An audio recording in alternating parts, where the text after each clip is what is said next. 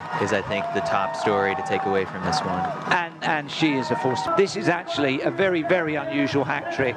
The winner in 2015. ካናዳ ቶሮንቶ በተደረገ የቲሲኤስ ዋተርፍሮንት ቶሮንቶ ማራቶን ኢትዮጵያዊቷ አትሌት አስደናቂ ድል በማስመዝገብ አሸናፊ በመሆን በዓለም መገናኛ ብዙሃን መነጋገሪያ ለመሆን በቅታለች። 3 ጊዜ የማራቶን ድል በአንድ መድረክ በማሳካት ሀትሪክ የሰራችውን አስደናቂዋን ኢትዮጵያዊ አትሌት ሹሬ ደምሴን ይዘን መተንላችኋል። የኢትዮጵያ ባንዲራ በካናዳ ምድር ከፍ አድርጋ ያውለበለበችው ሹሬ ደምሴ ከ10 ዓመት በኋላ ፈጣን የማራቶን ሩጫ በማድረግም ድል ተቀዳጅታለች።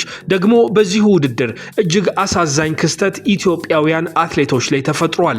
3 ኢትዮጵያውያን ሴት አትሌቶች በውድድሩ መድረክ ላይ ከተዘጋጀው የመሮጫ ኮርስ ውጪ በመሮጥ ራሳቸውን ዲስኳሊፋይ አስደርገዋል። ይህ በርካቶችን ያሳዘነና ያስገረመ ነበር። የተወደዳችሁ የኢትዮ አትሌቲክስ ተከታታዮች ለዛሬ ኢትዮጵያውያን አትሌቶች በተደጋጋሚ በማሸነፍ የሚታወቁበትን የቶሮንቶ ዋተርፍሮንት ማራቶን 2025 የሩጫ ሃይላይትን ይዘናል። ላይክ በማድረግ ይህ ቪዲዮ ለብዙ ሰዎች እንዲዳረስ አግዙን። ሰብስክራይብ በማድረግ ቤተሰባችን እንድትሆኑ በአክብሮት እንጋብዛለን። እንደ አውሮፓውያኑ አቆጣጠር ዕለተ እሁድ ኦክቶበር 19 2025 ለ36ኛ ጊዜ የተከናወነው የቲሲኤስ ቶሮንቶ ዋተርፍሮንት ማራቶን ከ9 ዓመት በኋላ የተመለሰችበት ኢትዮጵያዊቷ ሹሬ ደምሴ የሴቶች ማራቶን 3ኛ ድሏን በዚህ መድረክ አሳክታለች። በወንዶቹ የማራቶን ፉክክር የኬንያ አትሌቶች የሜዳሊያ ደረጃዎቹን የበላይ ሆነው አጠናቀውበታል። የሴቶቹን ውድድር በ2015 እና 2016 የውድድሩ ሻምፒዮን የነበረችው ሹሬ ደምሴ ከ9 ዓመታት በኋላ ቶሮንቶ ተመልሳ ያሳካችው ድሏ ነበረ። ውድድሩን ከመጀመሪያው ጀምሮ በልበ ሙሉነት ስትመራ የቆየችው ሹሬ ከውድድሩ አጋማሽ በኋላ ከተከታዮቿ ጋር የነበራትን ልዩነት በማስፋት ከውድድሩ ስፍራ የኮርስ ክብረ ወሰን በ20 ሰከንዶች ብቻ በመዘግየት ከግል ምርጥ ሰዓቷ ደግሞ በ5 ሰከንዶች ብቻ በመራቅ 2 ሰዓት ከ21 ከ04 በመግባት ማሸነፍ ችላለች። የቶሮንቶ ዋተርፍሮንት ማራቶን የሴቶች ሪከርድ ያለፈው ዓመት አሸናፊ የነበረችው ኢትዮጵያዊቷ ዋጋነሽ መካሻ ነበረች። 2 ሰዓት ከ20 ከ44 በመግባት በማሸነፍ በእጇ የያዘችው። ኬንያዊቷ ቤቲ ቼፕኮሪር 2 ሰዓት ከ23 ከ46 እና ኢትዮጵያዊቷ አልማዝ ከበደ 2 ሰዓት ከ26 ከ41 በቅደም ተከተል ሁለተኛና ሶስተኛ በመሆን ጨርሰዋል። በዚህ ውድድር ላይ ተሳታፊ ከነበሩት 7 ኢትዮጵያውያን መካከል ውድድሩን ማጠናቀቅ የቻሉት 2 ሹሬና አልማዝ ብቻ ናቸው።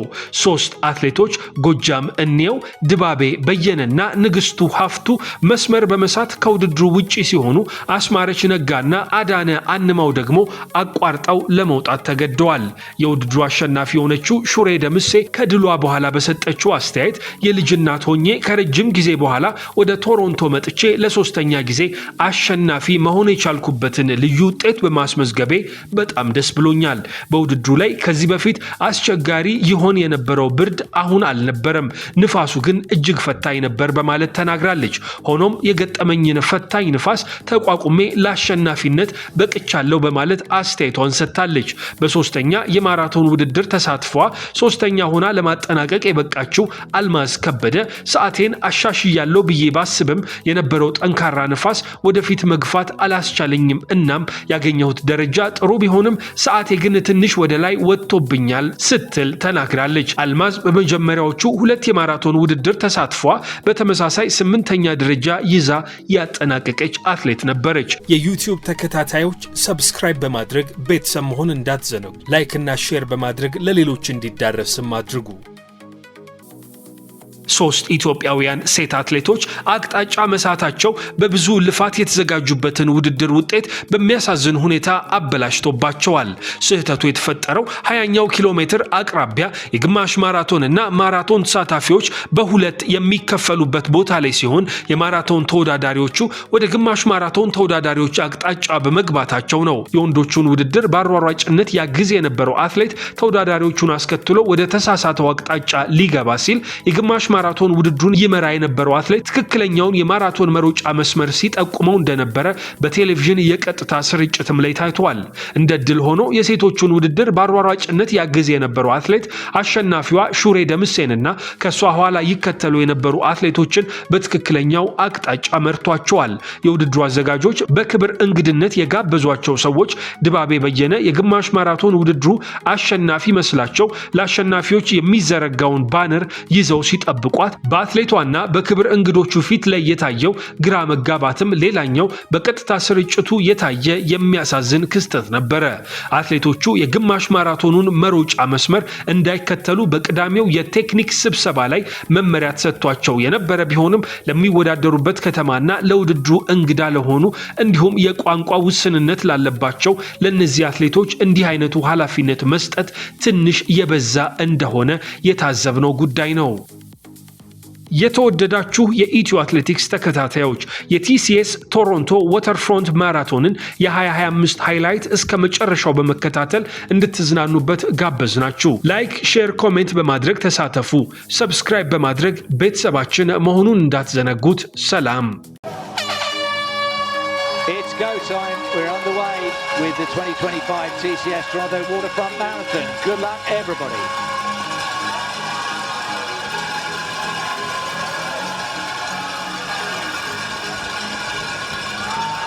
What a sight. Great pictures these as well, the drone shot tracking them at the lead. It will take a while to settle down and for us to pick up the elite leaders. Let's just enjoy part street party, part birthday party, part race. It's just incredible, isn't it? It looks like we got at least a clean start with no falls at the very beginning, which pacers Dennis Kipruto and Peter Mburu, who've been assigned to lead the 206 pace group up in the front. So that's 2:59 per kilometer. Well, what could happen, because that's set for a 2:06 projected finish time, is that if there's several athletes in contention, that could give them the extra 60 seconds that they may need in the closing stages. So if the pacemakers are out of it, but they've dragged a good group clear at the front of the men's field, then that will be the opportunity for the racing to make it quicker. Yeah, it's so fascinating, Jeff, just how, people are approaching running their fastest ever performances. When the world record was set in Chicago in 2023 by Kelvin Kiptum, he went out the first half and he played it a little bit more conservative and negative split the second half and ran the second half in 59:48, which was incredible. And then this year, when there's a lot of talk about the world record in the lead up to a race like Chicago, you had the likes of the highly, credentialed Jacob Kiplimo and then defending champion John Career talking about scaring, sub 2:01, and they went out so hard in that first half that it ultimately did catch up to them, around 22 miles into the race. And so what we learned from that is that there's many different ways to try and attack a race. You can be going for a really fast time, or you could be going just for the... Okay, let's go to camera 3, which is already picking up on the elite women. You can see there they've got a male pacer, and that is, I think, Sosten Kipchirchir, who's aiming to take them through at 3:22 per kilometre. Look at the size of that group. They all got the memo. They're all in there. Nobody got left behind. What's that? 10? Yeah. And you asked them point blank at the press conference, Jeff. You were just like, the course record is 2:20. Do you think you have the wheels for it? And a lot of them said yes. I think everyone brings their most confidence to a pre-race press conference, and then ultimately when they settle in on just sort of what the pace assignments are, they're slated for a 2:22 race, but you never know how much under they can go if they pace it right.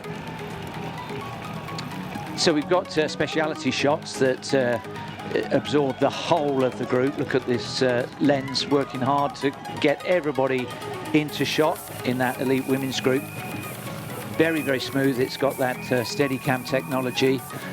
Let's just go back to step slightly on camera 3.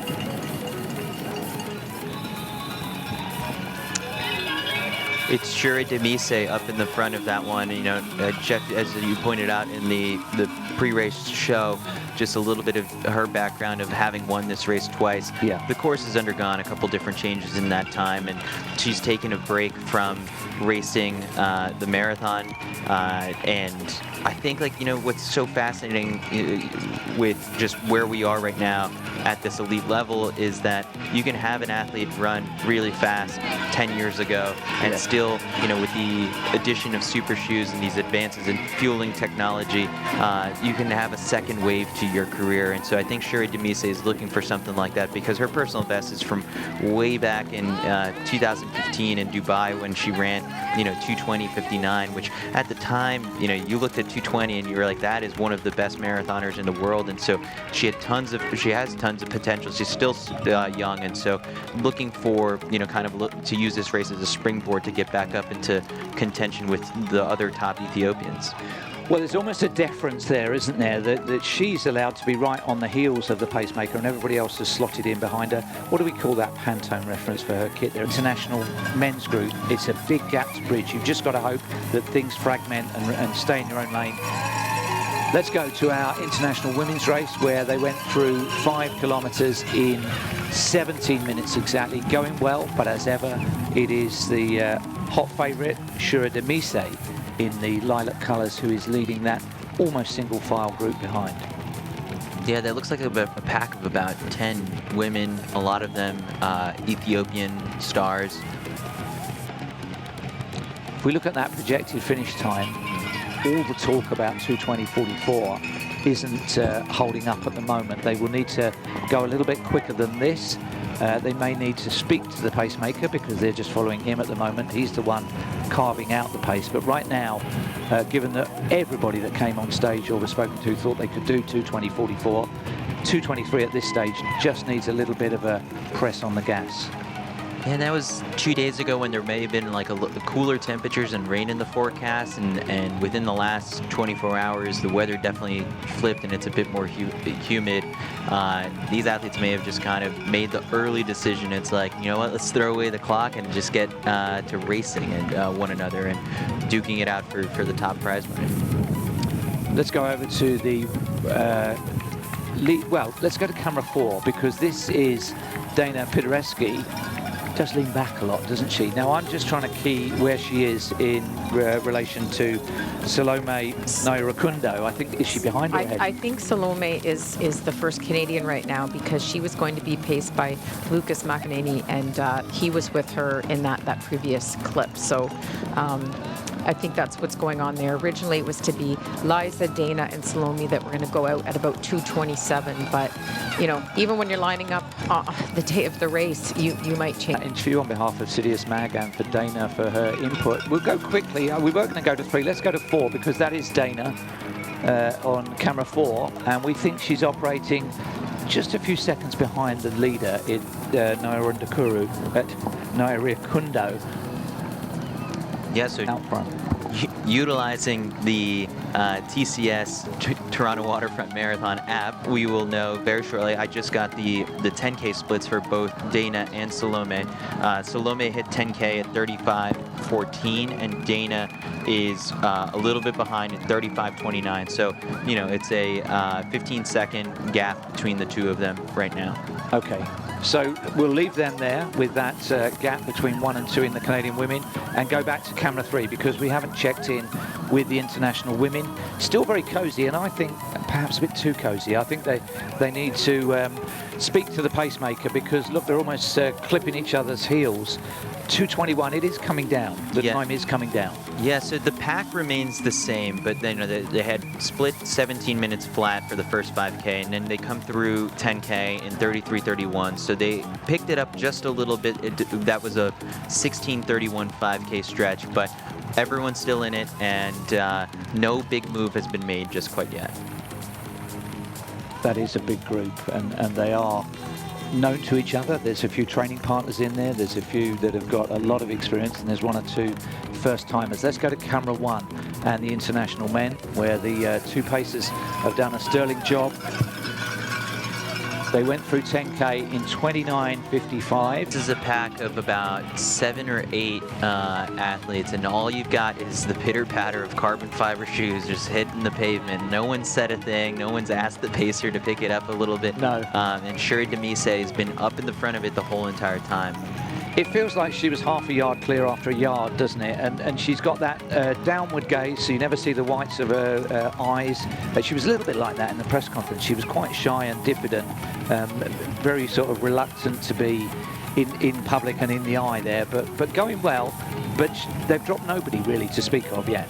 Well, and it's interesting that you mentioned the super shoes, because when she ran before and set the world best at age 19, that was back before super shoes were a thing. So I'm sure she definitely feels the difference in that. Her personal best is 2:20:59 in 2015, which was in January in Dubai. And right on her heels is Almas Kebebe, who, there's a little bit of confusion on the app or online. You might see Kebede. I think she's in the process of correcting it on World Athletics, and she's going by Kebebe, which is what you see on her bib. Yeah. She has a personal best of 2:23:30 from earlier this year's Dubai Marathon. And I think right now what she's thinking as she looks at this pack is like, I want to get anything but an 8th place finish. She has an 8th place finish from Dubai, and then an 8th place finish from Rotterdam, and so anything better than 8th today would be good for her. To the finish line we go, and our first finisher of the day is going to be Josh Cassidy. He's about to come round the final turn to win the half marathon international women. Let's go to them on camera 3. And we are starting to lose athletes. I can see one way back down, so we're down to 6. So these tactics by Shure Demise of Ethiopia at the front there are working, because she's not getting away, but that group is fragmenting. Yeah, and I think when we were highlighting right before the fact that Kebebe is like right on her heels, that's one of the expected contenders in this one. I'm trying to make out who is in 3rd place right now. But that might be Gilahung Adane, who's another A6 athlete. Oh no, that's I'm sorry, that's incorrect. Well, we've got a projection. They've just gone through 15K in 50:13 officially. So that's projecting to 2:21, and it's Naga, we think, in 3rd. Okay. Asamark Naga, I think. Ethiopian, 26 years old. Her personal best is 2:24:13 from Dublin when she won it and set a course record out last year in 2024. Yeah, and so she's a former steeplechaser, just 26 years old, like you said, but she's part of the marathon training group that features some high-profile Ethiopian stars. That's Coach Haji's group. Her coach, I think, in a pre-race interview, estimated that she could run somewhere between 2:22 and 2:23, which is a time that could win with this field and the way that this race is taking shape right now. On the far side of the contraflow, you can see they're going through 9 kilometers, but it is our opportunity to find our man with boots on the ground. It is Mr. Hawaii himself. Let's find out how it's going with the one and only Chris DeConing. How is it? Hey, so we are at the 9K mark, and I just happened to bump into a bunch of friends from New York and Hamilton. I got my buddy Kevin here, who's actually running for a really cool, a very special reason. What, Kev, why are you here? Yeah. Oh, we can't hear him because of the headphones. Chris, you're going to have to tell us what he's saying. Oh, okay, so they can't hear you, but his brother passed away earlier this year. He's supposed to race the half, and he passed away mountaineering, actually one of the biggest mountains in Alaska. So Kevin, who doesn't run, decided to run, and he flew down here with his family, or drove down here with his family, and he's running the half. Well, so, good luck to him. Very special. Yeah, that's great. Good luck to all of them. Chris, we've been getting feedback on the course about the headwind that I think you're about to turn into. We've had slow 5K segments for the elite men and the Canadian men, but the elite women appear to have speeded up. What's your impression of the conditions and the humidity? Okay, so I'm sweating and we were just kind of jogging. So the humidity's kind of constant. The wind's coming from the south, so I think that stretch down Bathurst may have slowed everybody down. I'm feeling some wind from my left, which is from the south. It doesn't, okay, yeah, you know what? The wind turbines are spinning really fast, so yeah, it's windy. What about you guys? There's no wind where we are. We're fine. We're loving it. But we weren't walking in and complaining about our Well, you haven't slowed down at all. walks. You've got that all to come. Have you gone through your first cheer zone yet? Yeah.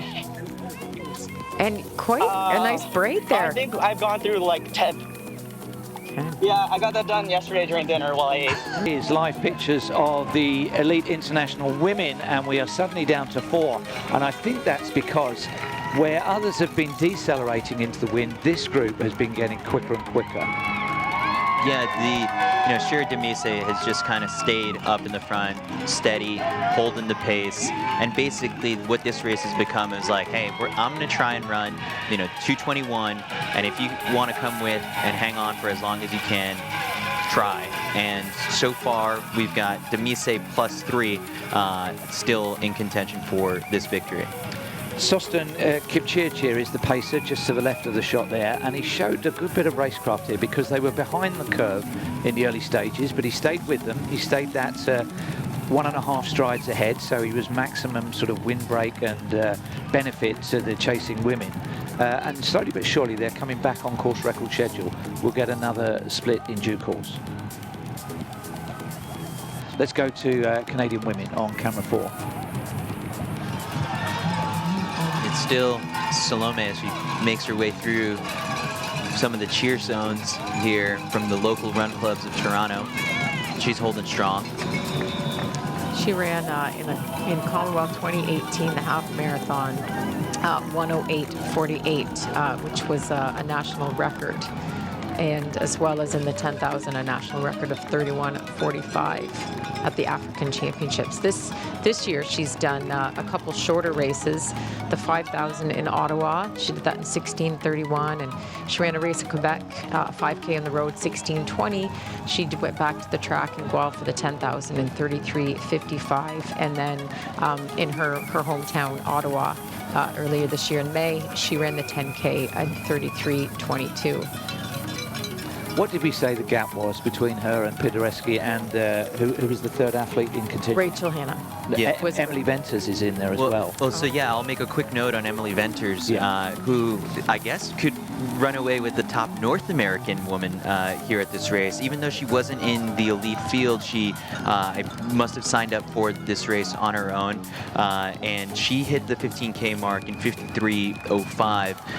The interesting thing to camera 3, because it's all kicking off. Look at this. It was forecast Shure Demise way clear, and she's done it by attrition rather than acceleration. Wow, I mean, this is great to see that. We thought that might look the same as a couple of years ago with the fourth coming in around the corner fighting for breaking the tape, but she's definitely looking strong and made a significant gap with those that are trailing behind her in that pack. She's not hanging quite as tight with her pacemaker as she was previously. That is Sostin Kipchirchir. She's been within touching distance of him for most of the race, but look at the damage that's been done to that chasing group. The camera foreshortens a little bit, but they are probably 15 seconds behind, maybe 12. And sometimes if you are running too close to your pacer, if you just, nick their foot, you don't want anything to happen. So maybe she just kind of feels comfortable with a little bit of that gap behind him, who's doing such a great job. The good news is that she has just gone through halfway in 70:04, so that women's course record of 2:20:44 is under serious threat. It's been not an acceleration, just a relentlessness, hasn't it? Yeah, and I think like what happens here is that when a move this big is made and you're the athlete who finds himself up in the front, you kind of have to put your poker face on for a little bit to the rest of your competitors. Like, you don't want to show any sign of weakness. You made a mistake. It was very clear. I think what happened probably is that this gap formed probably closer to when they were in that underpass, and without the clarity of seeing where the pacer went, you just kind of follow the signs, and it was very easy to make that switch. Well, you follow the runner in front, but if the runner in front's got an orange bib, you don't realise that they're doing the half marathon. So I think 3 of them, and they would have been in positions like 4, 5 and 6, have come through on the wrong channel into the half marathon. It couldn't have been more emphatically made, albeit in English at the technical meeting, but that's, I think, that isn't them bailing out and deciding only to do a half marathon. That's them taking the wrong channel. And so then what ends up happening here is, with a couple of those elites, having their day cut short and ending up in the half marathon, we're going to end up potentially with, the likes of the top Canadians slotting up a bit higher in the total, placing. Could move up to the top 4 or 5. Which there's great prize money, as Eric explained. Yeah, we'll catch up with that in due course. A little bit. It just looks uncomfortable. She's put in a huge buffer, but she's got half the race to run. Yeah, well, now the important thing is scale it back and hold it together, because if, a couple of those competitors did drop off and ended up running the half marathon course, then you've got a huge gap between you and the next competitor. So that might be what happens in a little bit. We might see the pace shift, when we get our next big split at 30K.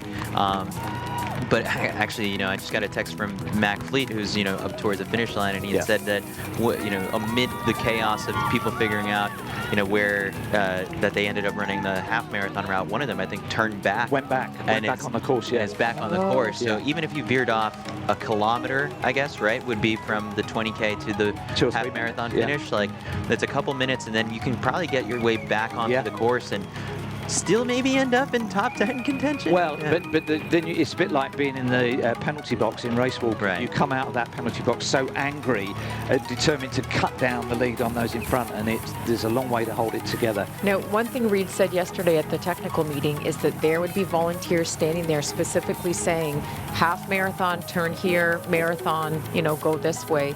And he showed the visual of the arrows and everything. But if they turn the wrong way, there's no way they're running these athletes down to catch them, to have them come back. Yes. No. We'd never catch them. And what ended up happening is, if some of those athletes did drop off, so I'm looking at the 20K to the half marathon splits, and I'm seeing a difference in or the 15K to the half marathon splits.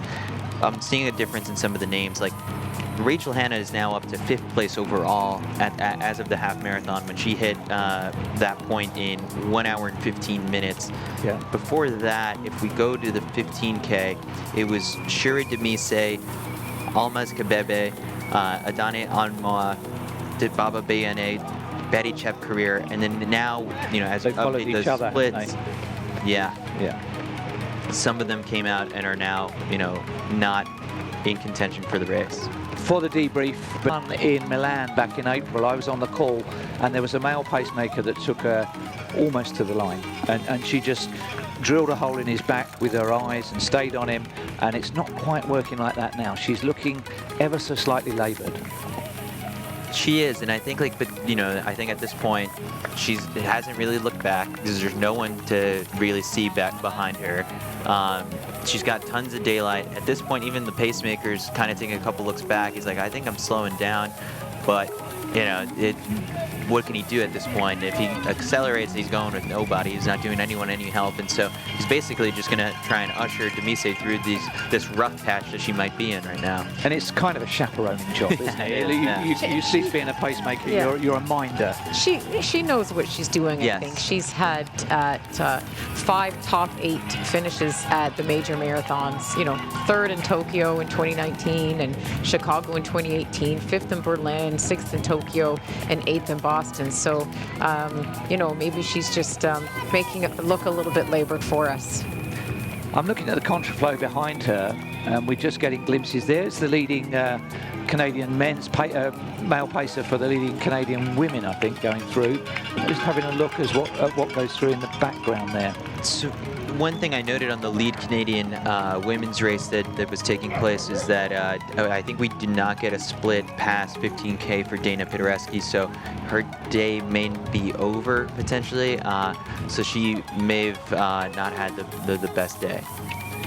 So we're with the Canadian women. 4 we can't do. Let's go. Any athlete in the field. She's a world championship contender twice over for Ethiopia, which is a really difficult team to make. She's been on podiums in Tokyo here twice. She's won the gold medal, and also in Chicago, I think.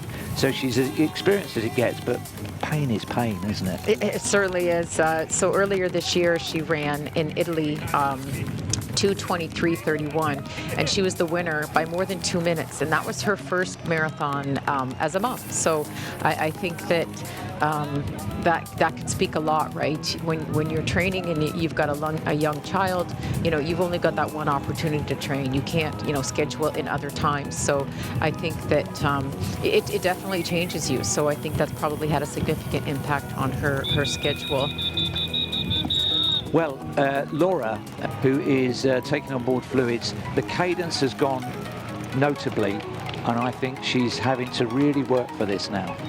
Yeah, and I'm trying to look and see on the tracker to see just like how big the gap is. Obviously, we had the unfortunate incident where, some people peeled off. So at 30K, Shure Demise crossed in 1 hour, 39 minutes and 40 seconds.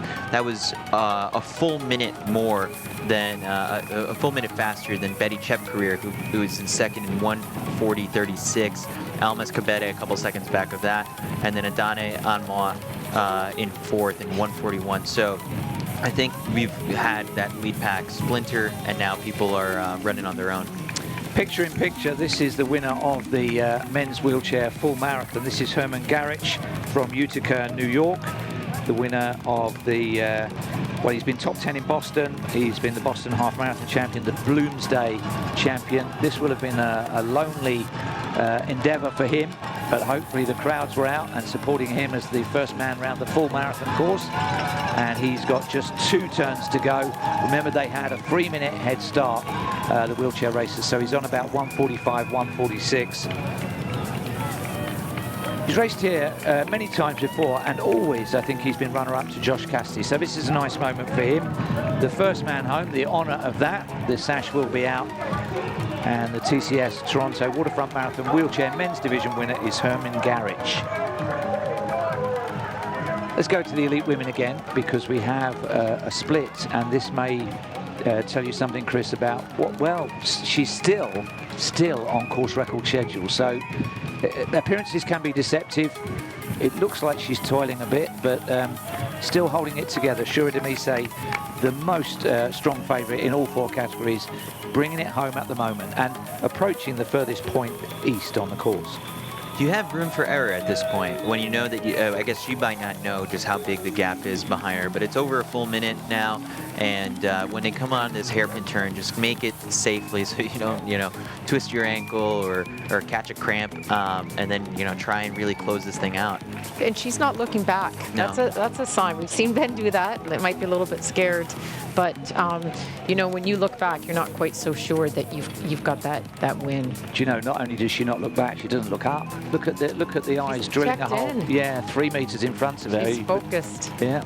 Well, talking of focus, the man who invented the word focus, Krista Koning, is out number 3, and the elite women, this is, or the international women, this is Shure Demise. I think she still has her pacemaker there, but yeah, she's just working hard to stay on terms with him. She had a pacemaker literally within touching distance the whole way in her win in Milan in April. This guy's done a fantastic job. His name is Sostan Kipchirchir, experienced pacemaker. There is a living to be made doing this, especially if you do it well. Especially if you don't fall out with Ben Flanagan while you're doing it. Let's go to camera 2. This is Flanagan coming up. Yeah, so Ben is now dousing himself in some water. It's been a bit warm, making sure to get his... Looks like she's gone through a bad patch and is maybe somewhat revived. Yeah, she the arm carriage there. I mean, we're not form experts here, but it's looking better for sure. Well, she has to hold it together for another 23 minutes or so. She was certainly on schedule for that women's course record of 2:20:44. So both of the men's races have gone through 35 kilometres. Let's go back to the Ben Flanagan show on camera 2. And it's a big gap. Still looking to see if the pacemaker is there. It's a very sort of arm's length relationship. something about Ben that people might know. He's got a Bachelor of Science, Kinesiology, Exercise Science, and a Master's in Social Work. And at one point, he did a placement when he was in Michigan at a clinic for people with autism. So just great to see that he's working with neurodivergent. For those that are available post 35 kilometers. So this is the elite women's split. Let's see how she's doing. 2:20.44. That would match the course record. So there's a little bit of urgency now for Shure Demise. That would be a personal best because her 10 years ago was when she set her personal best, 2015. And if we're curious about just sort of what the gap is between Shure Demise and the next competitor, Betty Chepkorir is in second place right now, and she hit the 35K mark in 1:57.57. So it's over a minute, and then it's almost a whole minute till the third place competitor, Almaz Kebebe, who hit the 35K mark in 1:58.50. So everyone's pretty spread out, but as of right now, it's Demise, Chepkorir, and Kebebe as your women's podium. Well, we should go back to camera one because these runners are now within potential. And that is Sostin Kipchirchir, very experienced racer, just trying to coax her along, get alongside me. She has a tailwind at this point, so her prospects of breaking that course record of 2:20.44 are helped by that. And if we go to camera 4 and the lead Canadian athlete, that's Rachel Hanna, and we think here, at one point she was exactly on the course record pace, that is 2:20.44. It's only from last year. She was adamant she could win and beat it. She's going to win. Is she going to beat the time? She's basically got 3 and a bit minutes to get across the line. It's going to be close. There's Ben with baby Nora. Where's the baby? And there's his wife, Hannah. That is precious. That takes the sting away from thinking about your legs for a bit. Be careful though. She's there to catch him. You're full of lactic. You're full of lactic, including your arms.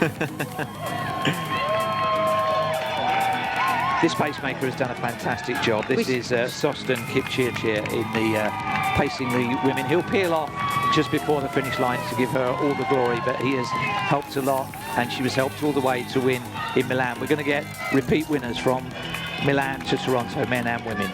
I'm not sure if we'll see the grandparents of baby Nora, but I know that Ben's father-in-law did a lot of work on the bike when Ben was doing his long runs and handing him his bottles, and they moved to that area, Massachusetts, because that's where his wife Hannah is from. So what a team, what a family to help support him in this success, and you know, hopefully we'll see a clip. I've seen pictures before with just a huge crowd of Ben Flanagan relatives that have been there to support. Now, is that the camera picking up second place? No, that's Phil Perot-Migas has already come through in second place. Okay. I could see that in the clip before. This is not Andrew Alexander. This is not Andrew Alexander. So we may have missed Andrew Alexander, or he's dropped out. Right. But this is third place, you think? This might be Kieran McDonald. But as we look at the women's leader, the pacemaker is giving assistance up until almost the final second here. Well, this is going to be close. She's got a minute and a half to get across the finish line. And he knows, I think. Yeah, he's done a great job, actually. He'll be in demand for his services. As you say, he dropped back behind her, but still urging her on. Wow, she's got a minute and 19 seconds to cross the line. She's looking to pick it up just a little bit. All right, there's the pacer is dropping back a little bit. That's it. Assistance isn't allowed in the closing stages, so he'll probably finish because there's nowhere else he can step off. But done a wonderful job. But is it going to be enough? Wow, look at this. 2:20.44 is the record held by Waganish Magesha from last year. And this foreshortens. She's got further to run than you think to that turn. 40 seconds to break the course record. The win is hers, but she was adamant that she would run the fastest time we've ever seen in Toronto. 30 seconds to break the course record. It is going to be close. Let's see which side of the road she comes to. That will give the clue that she's about to make the turn. It needs to be soon. Almost sprinting here. Is the rail moving round the turn? Yeah, she's going to be Just slightly outside, over, but yeah. a very commanding, dominant victory is, I think, the top story to take away from this one. And she is a force to be reckoned with because she was the winner in Milan, like our men's champion. It's going to be just outside the course record. That will perhaps disappoint her, but she should be absolutely delighted because this is actually a very, very unusual hat trick. The winner in 2015, the winner in 2016, and now all these years later, and a baby, it is the winner in 2025, and it's Shure Demise of Ethiopia. So much to be happy about, I think. One, it's getting the victory, but then two is to be so close to that PB of hers, where she ran 2:20.59 back in 2015, and here she is, coming oh so close. This is how you resurrect a career. Yes. And she should buy beers for the pacemaker there because he did a fantastic job. That was Sostan Kipchirchir. We may see him in the background coming across the line. She's elated. She went through some bad patches there, didn't she? Because at one stage they were way outside. They were on a high 2:23 and she brought it back. I think the wind has been a significant factor here. I think it slowed them up for key segments on the eastbound journey, and then when they turned with it behind, we've had some fast closes. This is second woman. We haven't checked in with second woman for a long time. Trying to get a read on the bib to see who we've got coming up shortly. These finishers on the right-hand side of the barrier that you can see are in the half marathon. I think 19,000 of them, or it's 30,000 across the weekend. And before, when we were rattling off splits and things, Chris de Koning was coming through halfway in 2:02, so he's got a negative split this race to hit the 4-hour closing target time. And so this is Betty Chepkorir, I believe. Okay, because the bibs were to be first names for Canadians and last names for international, I think. So this is maybe what's thrown us off a little bit before and trying to figure out who she is. She's a 2:28 marathon runner from Madrid this year, and she's going to knock a huge chunk off that. So this is going to be a big step up for Betty Chepkorir.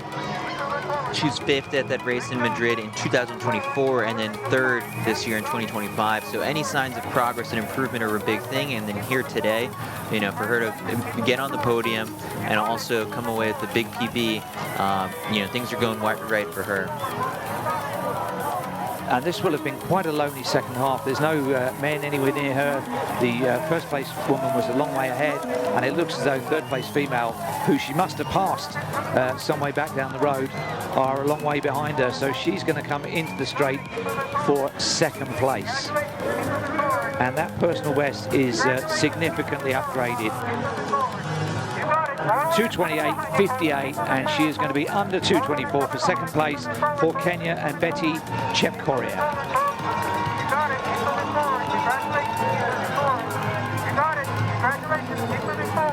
Let's think a course record that you might have wanted, but it's a record nonetheless. 3 times the winner at the Toronto Waterfront Marathon.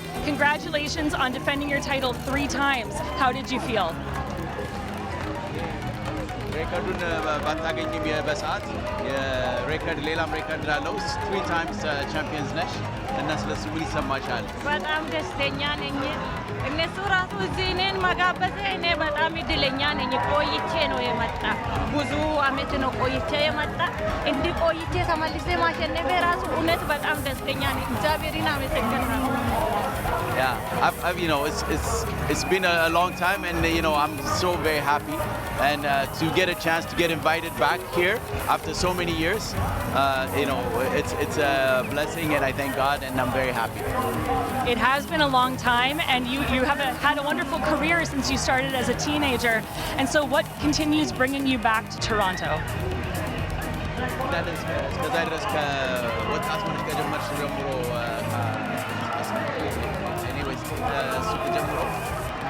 እስካሁን ድረስ ምንድነው እንደገና የሚያመልስሽ ሩጫ ለመቀጠል እንደዛ የሚያደርግሽ ምንድነው? ከድሮ ጀምሮ በጣም ወጣት ሆነሽ የጀመርሽው እና እንደዚህ ምንድነው የሚያስቀጥልሽ እስካሁን ድረስ? ስራ እንሰራለን። በጣም ስራችን ወደ እግዚአብሔር እየጠራን ትሬኒንግ እንሰራለን። ሌላ ነገር So it says, you know, I work and I work hard, and you know, with the help of God, you know, that's what keeps me going. Congratulations very much. And we have Alan Brooks with us here.